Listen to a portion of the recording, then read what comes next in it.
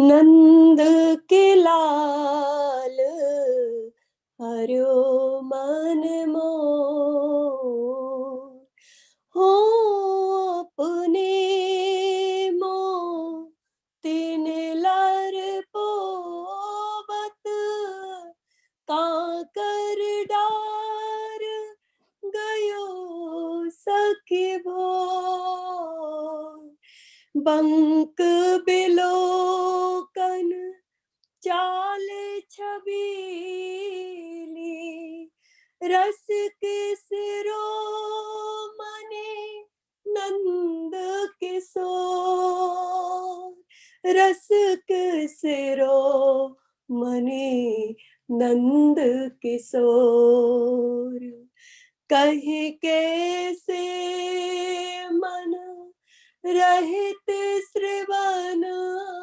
सुने सरस मधुर मुरली की गोर इंदु गोविंद बदन के कारण चितवन को भय नैन चकोर चितवन को भय नैन चकोर जैसी हित हरिवंश रसिक रस जुबती तूलय मिली सखी प्राण अकोर नंद के लाल हर्यो मन मोर। श्री हरि। बहुत सुंदर है ये। चलिए फिर रासलीला हुई, पूरी रासलीला कर करके फिर अपने अपने घरों को लौट गए, लेकिन मन थोड़ी ना लौट जाता है, पर तो श्याम सुंदर के पास ही रहता है।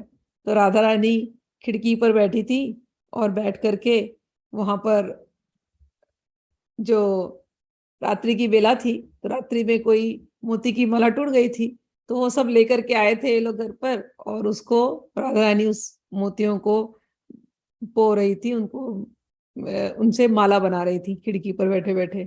तब तक श्याम सुंदर का मन कहाँ लगता है, श्याम सुंदर भी दूर से बांसुरी बजाते वहां आए। जैसे ही बांसुरी बजी, राधा रानी का मन तो अब वहां, अब मोती सुई ली है, मोती की माला उसमें मोती आदि डाली है, तब तक श्याम सुंदर वहां से गए और एक पत्थर ऐसे लेके टक मारा उनकी खिड़की पर, पत्थर मारा। अब राधा रानी ढूंढ रही है कहाँ पर है, कहाँ पर है, दिखाई नहीं दे रहे, दिखाकर पत्थर मार के छुप गए। छुप करके अब खेल शुरू है इन दोनों का, छुप करके बांसुरी बजा रहे हैं। अब राधा रानी ढूंढ रही है बस, अरे अभी तो देखा था, बांसुरी की आवाज तो यहाँ से आ रही है, यहाँ पर आकर के पत्थर फेंक करके गए, आए हाय अभी तो थे ये बिल्कुल, तो कहाँ चले गए। तो बरबस इस प्रकार से ढूंढ रही थी, ढूंढ ढूंढ करके बेचैन जब हो गई तो सखी आई, तो सखी से कहने लगी, अरे तुमसे क्या बताऊं सखी।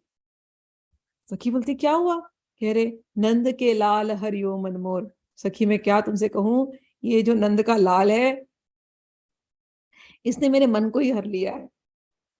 मैं अपने मोती से माला बना रही थी, ये सुबह सुबह आया, इसने एक पत्थर मारा, पत्थर क्या मारा, अब मेरा मन बेचैन है तब से, और पत्थर मार के गायब हो गया मेरे नेत्रों के सामने से। लग तो ऐसे रहा था कि गायब हो गया, लेकिन मैं अभी नेत्र खुले भी रखी हूँ तो मुझे लगता है जैसे वो वहीं खड़ा है और वहीं चल रहा है, मैं उसको पीछे पीछे से देख रही हूँ, चलता हुआ जा रहा है, और इतने सुंदर से चल भी कैसे रहा है, बार बार तिरछी नजर से मुझे देखता हुआ जा रहा है। बंक विलोकिनी चाल छबीली रसिक शिरोमणि नंद किशोर। अरे ये तो रसिक शिरोमणि है, वो नंद किशोर बार बार मुझे देखता हुआ मेरे नेत्रों के सामने से ही यूं ठुमक ठुमक के निकल गया।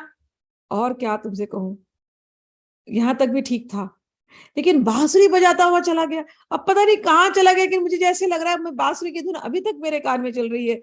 कहीं कैसे मन रहत श्रवण सुनी सरस मुधर मधुर मुरली की घोर इंदु गोविंद वदन के कारण इंदु गोविंद वदन के कारण चितवन को भय नैन चको। कह रही हैं कि मेरे नेत्र चकोर पक्षी जैसे हो गए सखी। जब देखो अब तो ऐसे लग रहा है नेत्र भले खुले हैं, नेत्र झपक नहीं रहे हैं, लेकिन लगता है कि वो चंद्रमा वो कब आएगा मेरे सामने, वो कब वो खिलेगा। इंदु गोविंद वदन, वो कृष्णचंद्र कब खिलेंगे, कब मैं उनका दोबारा दर्शन कर पाऊंगी। और हित सखी कहती है, जय श्री हित हरिवंश रसिक रस जुवती, तूले मिली सखी प्राण अकोर। हित सखी कहती है, आह तुम कितनी सुंदर हो, तुम तो रसिक, रसिक की रस तो तुम ही हो, तुम रसिक रस युवती, तुम तो प्राणों से जाकर के उनको मिली हो, तुम प्राणों में ही उनको मिलती रहो, तुम दोनों का प्राण से मिलन हुआ है। वो भले तुम्हारे नेत्रों के सामने हो या ना हो, तुम्हारे प्राण जाकर के उनको भेंट करके आए।